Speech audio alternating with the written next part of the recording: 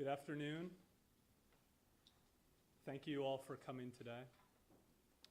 Before we get going, we'd like to take a moment of silence as we approach the 2-year anniversary to remember the 18 lives that were lost on October 25th, 2023, and the countless other families and survivors who were affected by this terrible tragedy.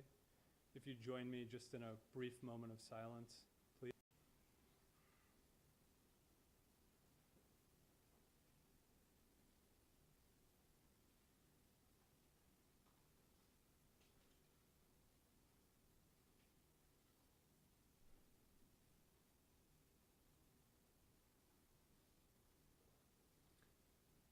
Thank you.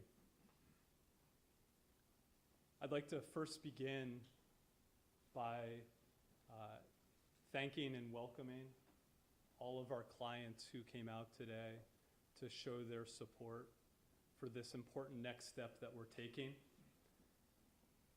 I'd like to introduce myself. My name is Travis Brennan. I'm an attorney at Berman & Simmons in Lewiston, Maine, and I'm joined by the other members of the legal team, which comprises 4 firms, 2 firms here in Maine, Berman & Simmons and Gideon Asen, and 2 firms, 2 national firms, National Trial Law in Texas and Koskoff in Connecticut. I'm joined to my right by attorney Benjamin Gideon. Attorney Benjamin Gideon, who's an attorney at Gideon Asen in Auburn. Also to my right is attorney Matt Blumenthal and Margaret Donovan, who are attorneys at the Koskoff Law Firm in Connecticut. And last but certainly not least to my left is attorney Jamal Al-Safar, who's an attorney at National Trial Law in Texas. I'm now going to turn it over to Ben to begin the remarks. I'll have some remarks after that, and then we have a few clients who will be making some statements as well. Thank you.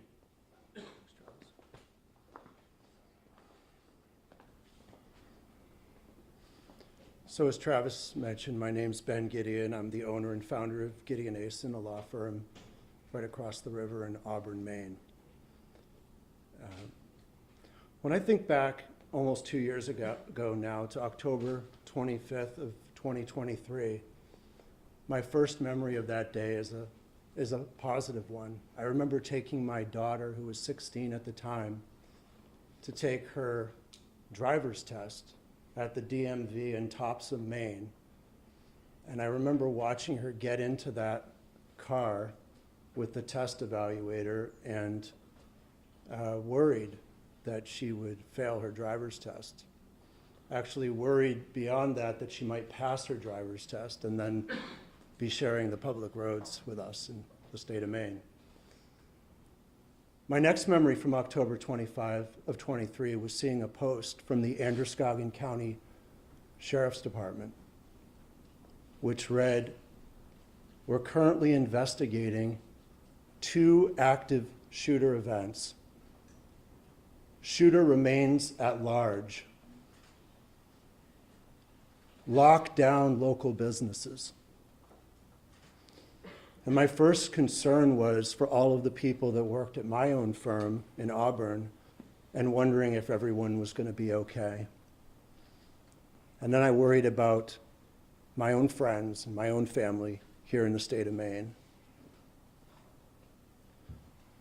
October 25 of 2023, for those of us who live in Maine, is a day that we will never forget. It's one of those days that when you look back on it, you can remember where you were and what you were doing when you first learned that the epic of mass shootings had finally visited our small and sleepy state of Maine. And it's a day where we put our divisions aside and we cared only about protecting our community and our loved ones. And for most of us, including most of us here in this room, in the media who live here, we eventually were able to breathe a sigh of relief that all of the people we knew and loved were going to be okay. That's not true of any of the people who are standing behind me. And it's not true of our 100 clients who we represent in this case. For them, October 25 of 2023 will always bring the memories of going to play cornhole or shoot pool at a local bar, or to go bowling with their family and friends at a local recreation center, and having bullets rain down on them and watch as their friends and their family members were shot, or they were shot themselves. Worse still, others were at home and had to wait hours before learning that their husband or their son or their best friend would never be coming home. But what none of our clients knew that day was that for more than 5 months, the Army knew that Robert Card, the shooter, was suffering from severe mental health crises and had violent ideations. What none of our clients knew at that time was that 4 months earlier, the U.S. Army became aware that Robert Card was homicidal, that he had a hit list, and that he was targeting the cornhole group and the bowling leagues that he had frequented. What our clients didn't know at that time was that 3.5 months before the shooting, the U.S. Army allowed Sergeant Card to be discharged from a psychiatric facility on the condition that the Army remove his weapons, and the Army violated that condition. And finally, what none of our clients knew at that time was that just 6 weeks before this tragedy, Sergeant Card's fellow Army reservist and his best friend reached out to the Army and told them that Sergeant Card was going to snap and commit a mass shooting. So this morning, on behalf of all of our clients, we filed a lawsuit against the United States Army in the United States District Court for the District of Maine. Our lawsuit details all of the ways in which the Army failed to act on all of this knowledge and information and failed to protect the public and this community. Our lawsuit details the decades over which the Army became aware that service members with mental illness posed unique risks to the public and enacted specific policies and procedures to address those very risks. And our lawsuit details how the Army repeatedly violated its own policies and its own procedures. Now, we were standing here before you more than 6 months ago, announcing that we had just served our notice of claim on the Army, notifying them that we were going to pursue this claim. And as you may know, by law, the Army had 6 months to review and evaluate the claims and to respond. At that time, we hoped that the Army might take responsibility for failing to act on all of that information and failing to protect this community. At that time, we hoped that the Army might accept some semblance of accountability for violating its own policies and its own procedures. But since we served our notice, we have heard nothing. Not a single thing, just silence. So we have no choice but to file this lawsuit on behalf of our clients to hopefully, finally, after almost 2 years, gain some semblance of closure and justice for them and their families, and to provide some measure of accountability.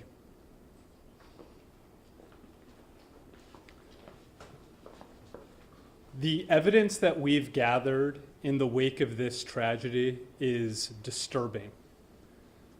The facts show that despite every possible warning sign raised by CARD's behavior, the Army failed at every turn to act.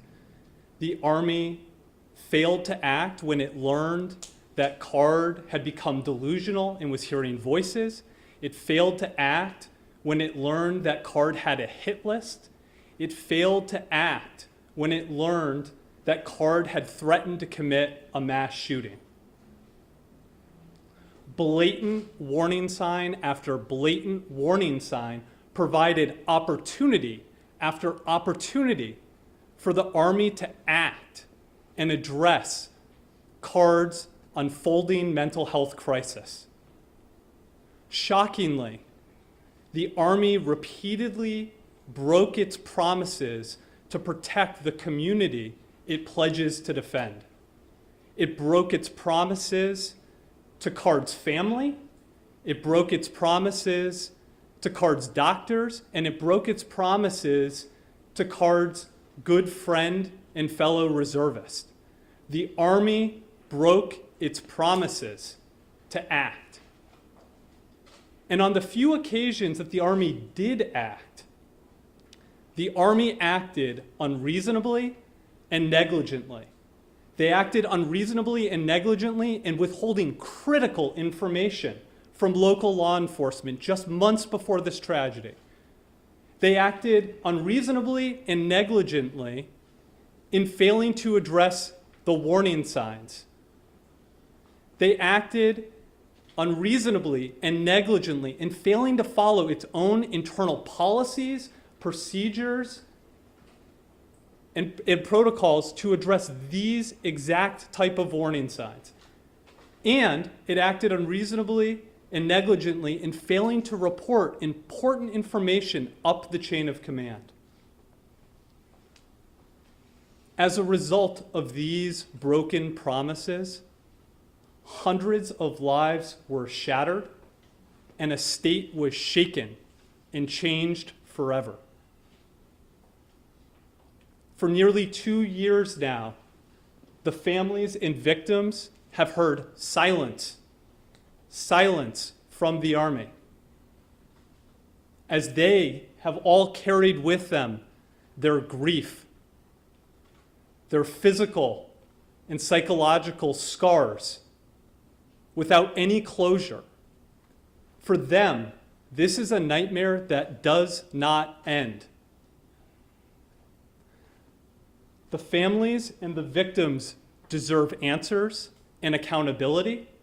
They deserve resolution and peace. The fact remains that the Army allowed an unstable, mentally ill service member to walk out into the community without any warning, without any protocols, without any plan to keep our community safe. Without accountability, what hope do we have of preventing another tragedy like this from occurring? I now would like to welcome Cynthia to come up and make some remarks. Thank you. I'm Cynthia Young. We're all standing here today because on October 25th, 2023, we lost something precious. Some of us lost our loved ones. Some of us have lost the ability to feel safe or secure. But one thing we all lost was our trust in those who are responsible. As a wife and mother, losing both my husband and my child in a tragedy that never should have happened is a pain beyond words. We trusted those in power to protect our loved ones, and their inaction cost us everything. No family should have to endure this heartache when so many signs were ignored. It's been almost 2 years without Bill and Aaron. That's 2 Christmases, 2 anniversaries, 2 birthdays. My son would have turned 16 last month. I'll never see him graduate. I'll never see him get his driver's license. I'll never see him go to college or start a family of his own. I'm devastated, and I still cry almost every day. Aaron's friends still come to see me, and we talk about how Aaron loved bowling, golf, playing pool, and fast cars. We talk about how he always packed extra snacks to bring his friends, just in case they didn't have one. We talk about how he always helped his friend who's blind to find the correct bus home at the end of the day. Aaron was a kind and gentle giant that took after his father, who was also Aaron's hero. It's not fair that their lives were cut so short. They both had so much to still give this world, and in a moment they were gone. Today, our group takes its next steps towards justice for our loved ones. We want to heal, but we will never be whole. It's time to hold those who are responsible accountable for those actions. And we all hope that these steps will help prevent tragedies such as this from ever happening again.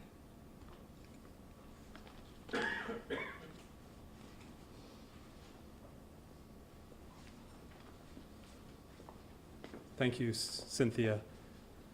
I now would like to welcome Steve Richards Kretlow.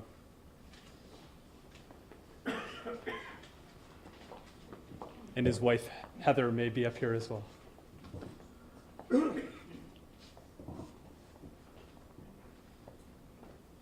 Hello, I'm Steve, and I'm one of the survivors and injured from Schmenge's Bar and Grill. Myself, along with the other people who stand behind me, we feel that it's important that we're moving forward to file a complaint with hopes to get responsibility for what happened that night on October 25th, 2023.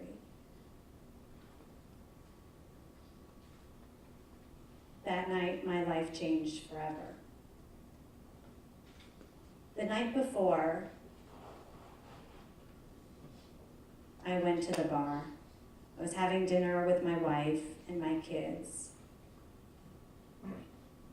I gave them hugs and kisses and big I love yous, and I drove to Lewiston to meet up with my deaf friends to play cornhole. An hour later, the shootings inside the bar. My left leg got hit by a speeding bullet. It took 6 months for my leg to heal. I never thought it could happen in Lewiston, Maine. All I wanted to do was have fun with my friends, playing cornhole, hanging out with them, talking with them, sharing jokes and some laughter. The shooter took my friends and our loved ones away from us. It was heartbreaking to see some of my friends who did not come out alive. There were many steps and actions that could have been taken to prevent this from happening. If this was stopped months ago, long before October 25th,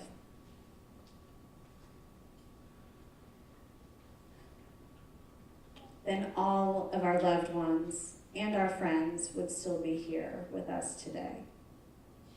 This pain and this trauma never goes away. And we miss our friends and the loss of 18 lives daily.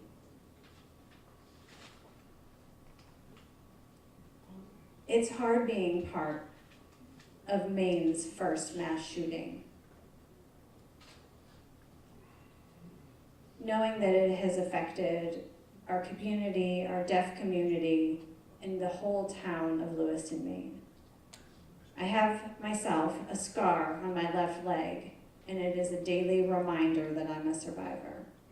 We're not going to forget, and will always honor our 18 hearts, staying stronger together to honor the victims, the families, and the survivors who have experienced the tragedy on October 25th, 23.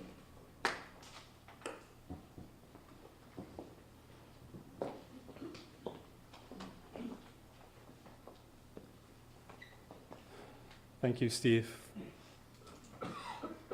I'd now like to welcome Ben Dyer up to make some remarks. I feel kind of awkward because everyone wrote their stuff down. My name's Ben Dyer, and as you guys call it, a victim, I'm a survivor. I was shot 5 times.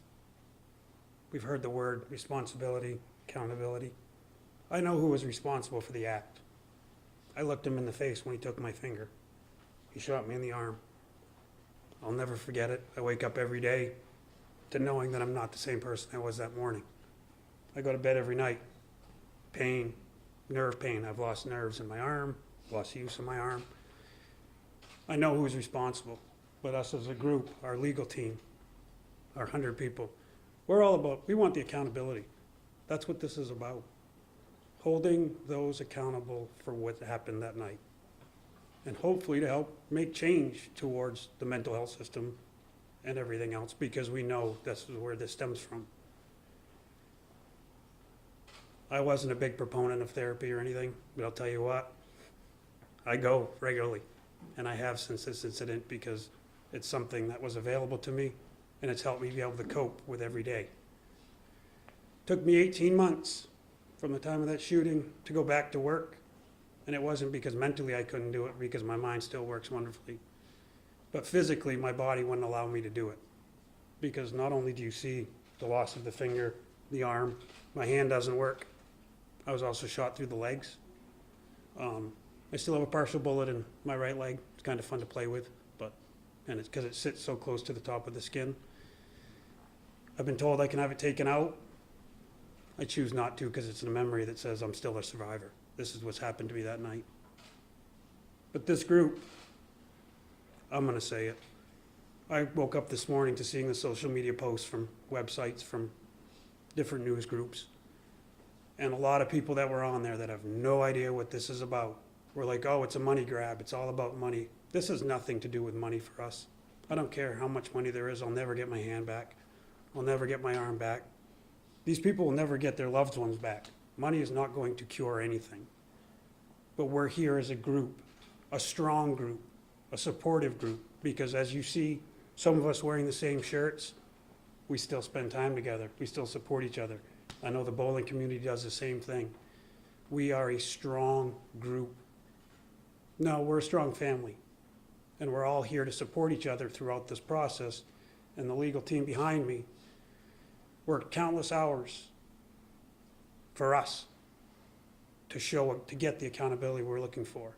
And I hope with this being done and them serving that paperwork today, that we might, or we will get our accountability and we'll find out where it went wrong, why it went wrong, and hopefully fix that system going forward so other people don't live like we do every day, hoping for our loved ones back.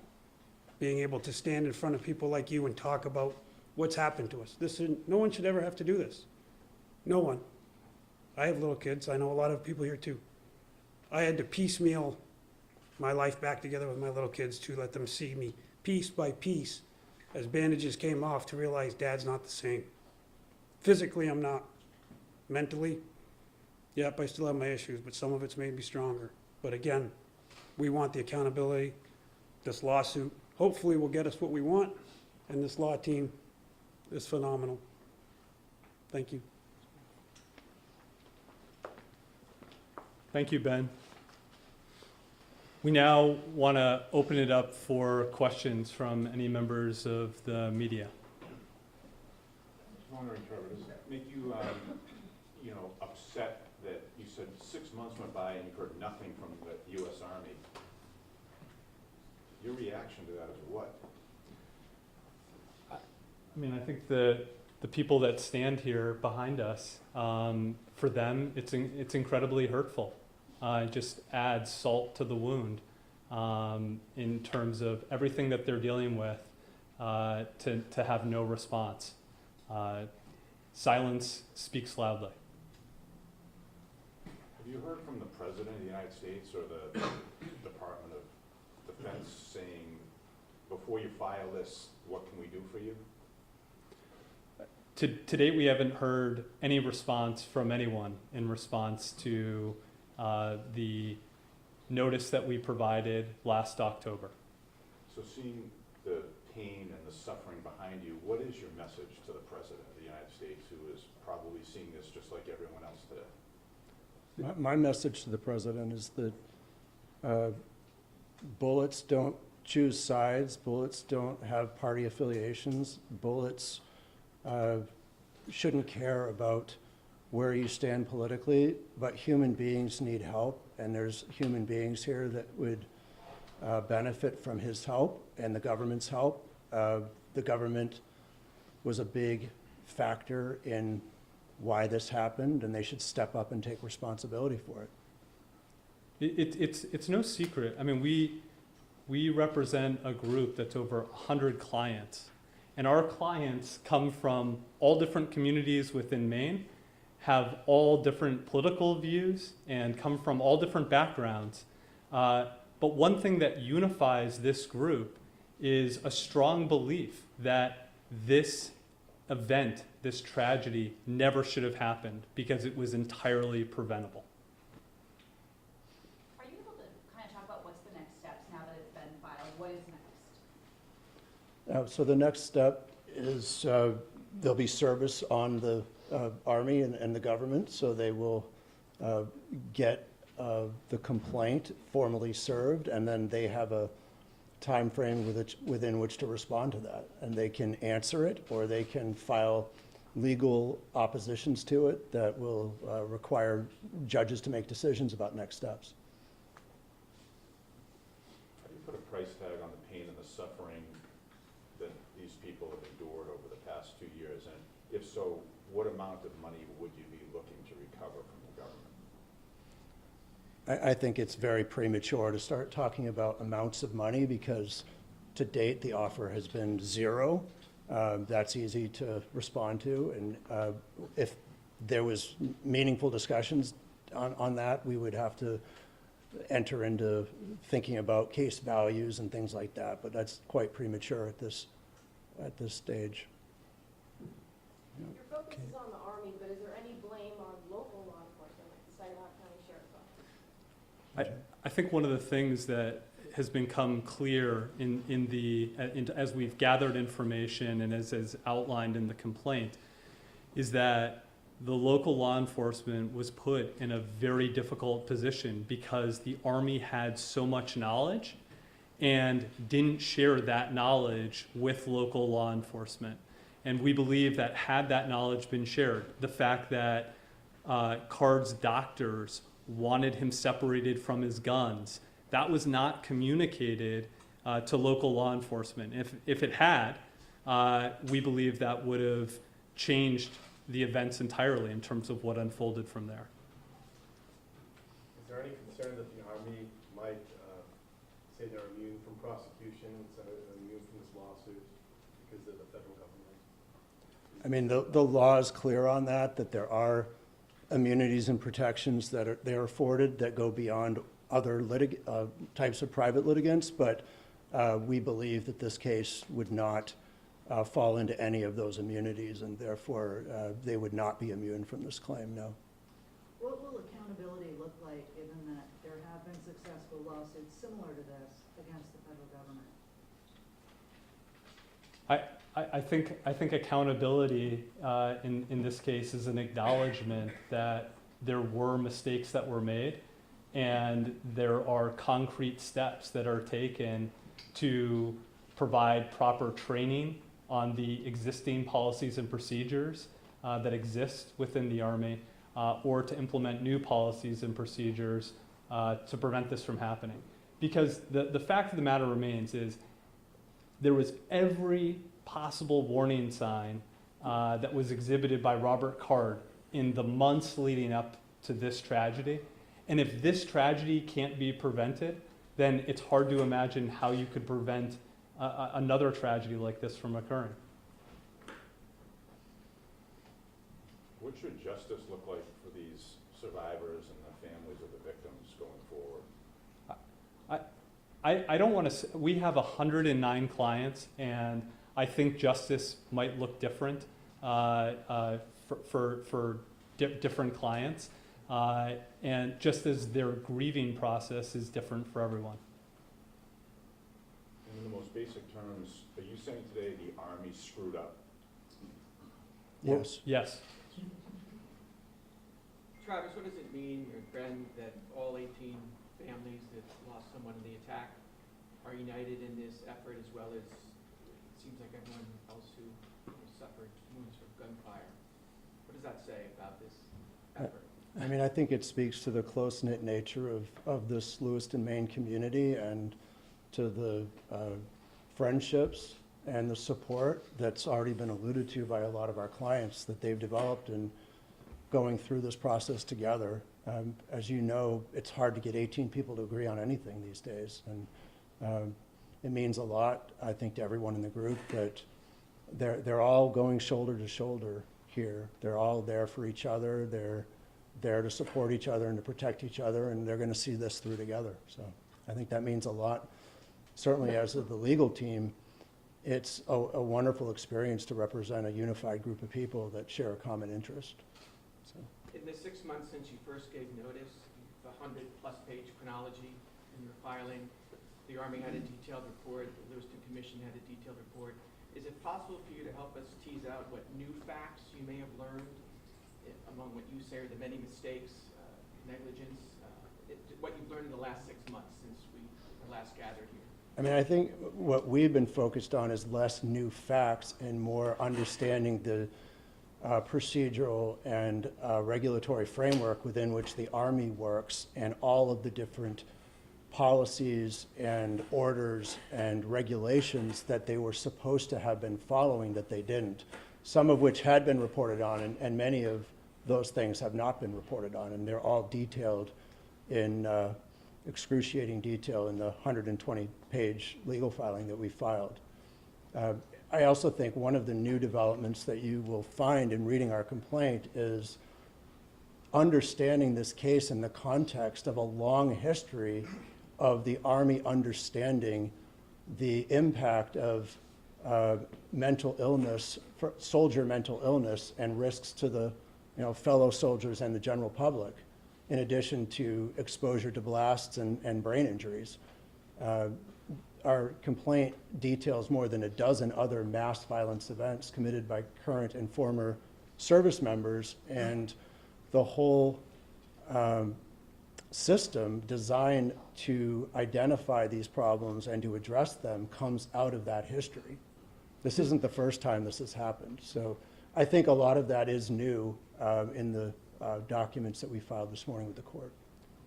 One thing that's striking is that if you look at Card's service, he had very early hearing loss. He was exposed repeatedly to blasts. The Army is aware that repeated exposure to blasts can cause mental health issues.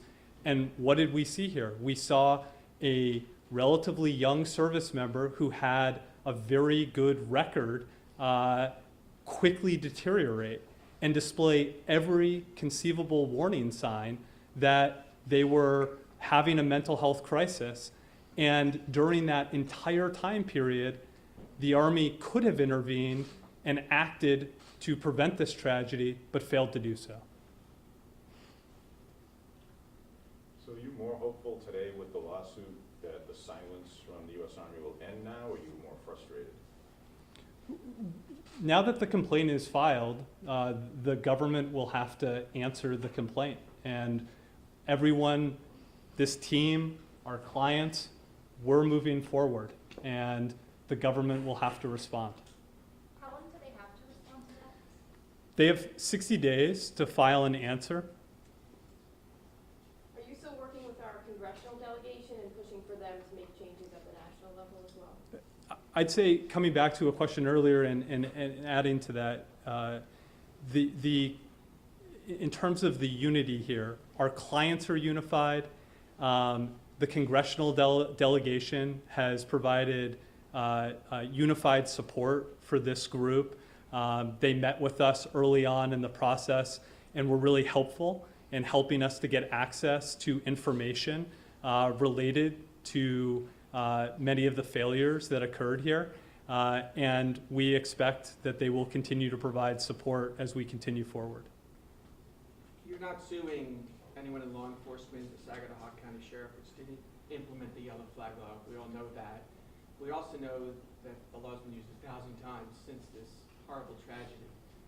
And 2 months from now, Maine voters are going to be asked to vote on an alternative or an additional red flag law, which would bypass the law enforcement's role. I wonder if you or any of the family members assembled here might want to weigh in on that. I know that's not exactly the topic of this news conference, but it's a highly relevant issue.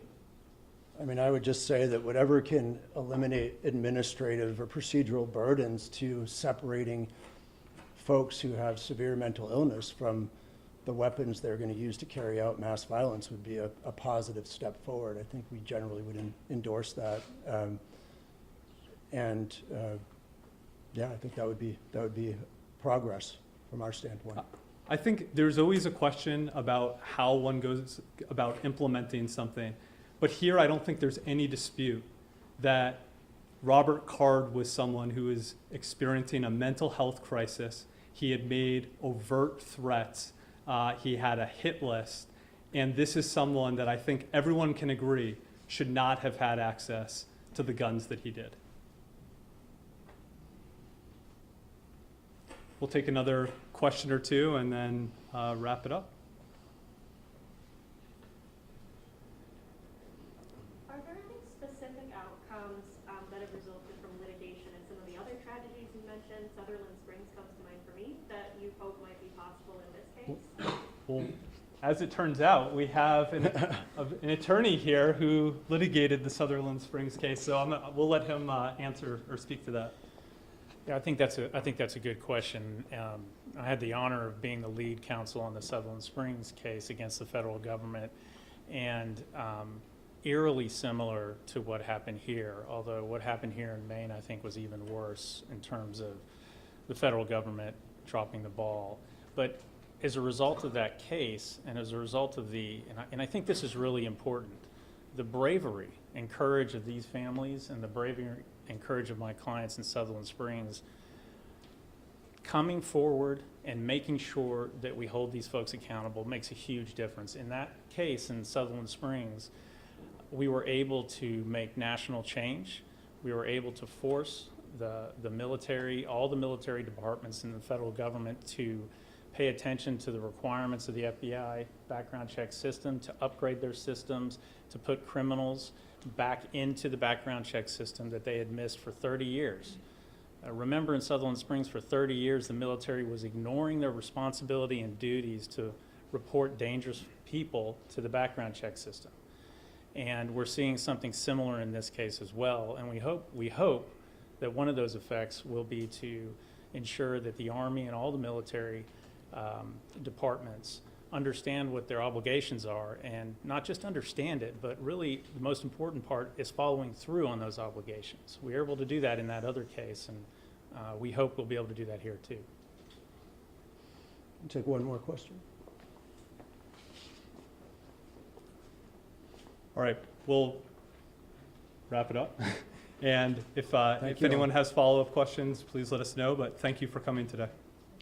Thank you. Thanks, everyone.